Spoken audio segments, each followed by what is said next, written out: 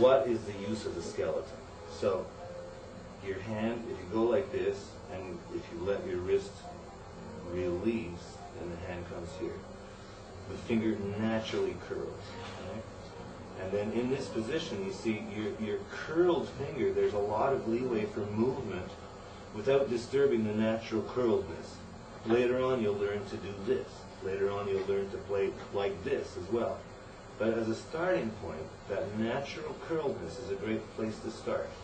Because there's the tendons, if I go here, the tendons naturally curl the finger a little bit more. If I go here, the tendons naturally have to let the finger straighten out a little bit. So all the time, introduce your hands to this sensation of cocking back here and feeling the fingers just naturally curl more. And then, using that naturally curled finger to play.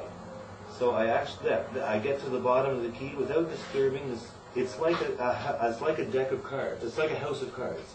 Like this is standing on this, and this is standing, and anything will push the cards over. But if you leave it just so, then it plays, right? And then, so now the bones are playing.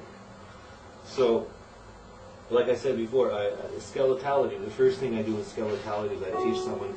Stand up in your hand, and there's your skeleton. It's nice and strong, right?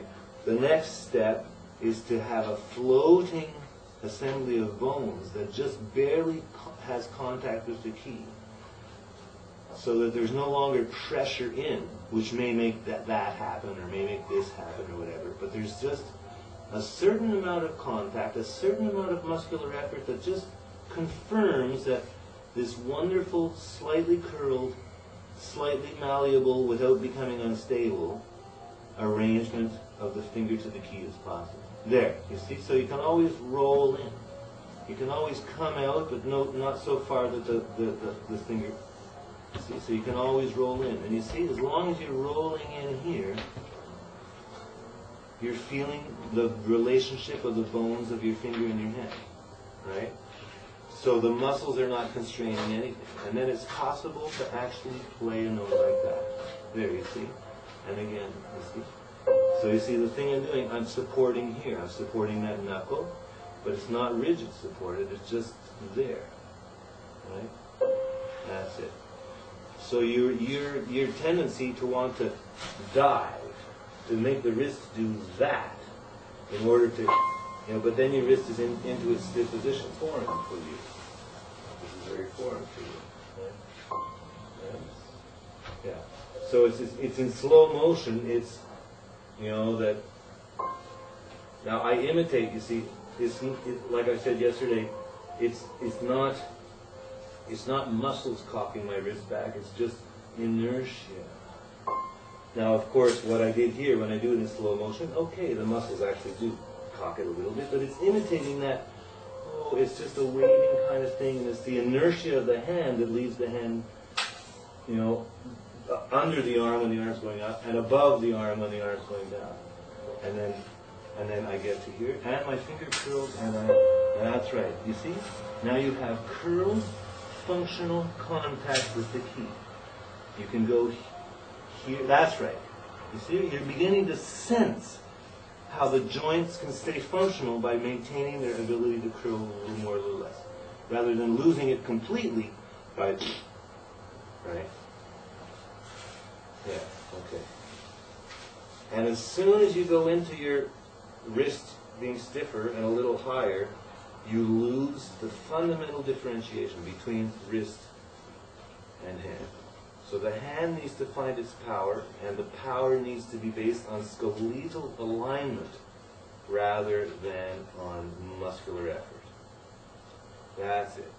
So you may feel a little bit like Danby, but stay with it. And stay with the breathing wrist, the breathing wrist, the breathing wrist. And you see? That's right.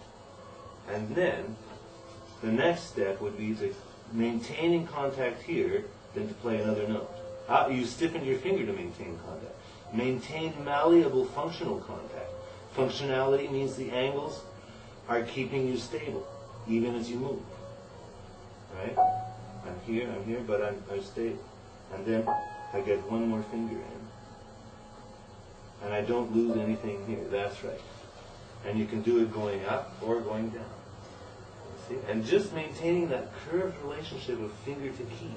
That's an amazing thing for you because you have a completely different experience of your finger. It's a complex mechanism because there's a hinge joint here, a hinge joint here, and a hinge joint there. Now later on, for power, we'll forget all that and we'll do this,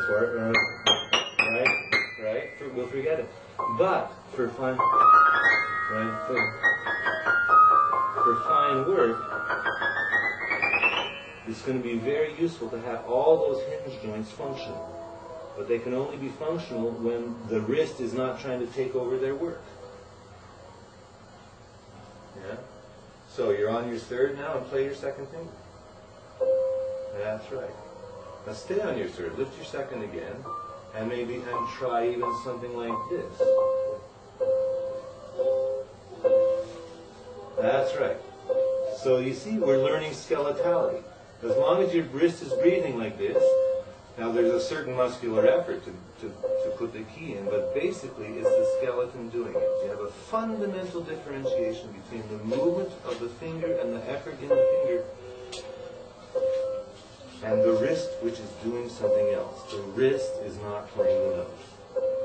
The wrist is staying out of it.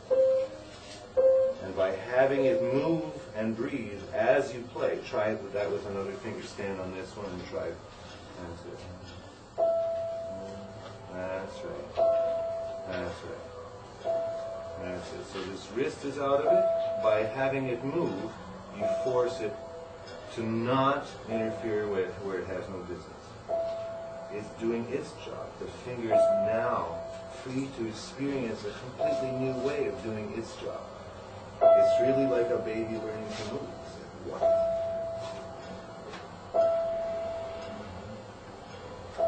That's right. But there's so much independence and freedom in that finger. And like you described yesterday, you're probably almost so loose that you feel, oh my God, I have no control. Right? But this is the beginning of real control. Real control has nothing to do with constriction. It has nothing to do with limitation. It's, of course, there are physical limits, but you don't tighten to reach those limits. Those limits are anatomical. Now, the hardest one we did, what you stood on 5 and then tried to play 4, right? Yeah. That's it. Now you're discovering all the little. If it's almost completely neutral, then that doesn't work either, because you need a little bit of effort in your finger. So that's right. Such a tiny effort in the finger that it doesn't disturb. Pardon me? Just a little bit. Oh, I'm sorry. I must really watch my diction, shouldn't I? My enunciation. That's right. This is fantastic. You see? Now, even though you collapsed a little, I don't care, because I feel the quality of the finger being free and loose and movable. And you see, the finger right now is very similar to the key. If you took a key, it weighs this much and it's on a lever. And now I feel like your finger weighs that much and it's on a lever. They're very similar, actually. And now play. Okay, now try playing going down. Lift the finger. Okay, lift. And now play down at the bottom. That's it, down here. That's right.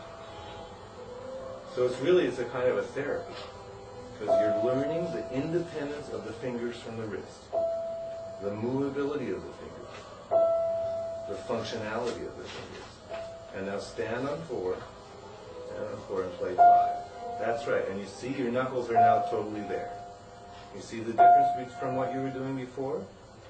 Now you're not using a great effort to build up those little hill hummocks. You know? You're just functional. All the parts of your hand are working, each is doing its assigned job. And all of a sudden your skeleton is working for you, rather than your muscles working against your skeleton working for you. Inadvertently, of course.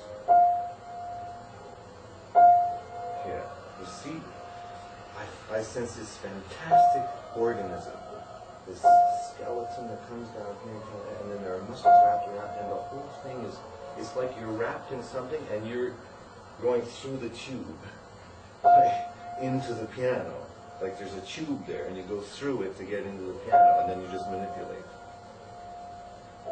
But you do nothing to bind the tube up. Right? That's fantastic. You see, you have a completely different feeling in your hand. Because you're working the part of your hand that needs to work without constricting anywhere. There's no constraint. Try holding 4 and play 3. That's right.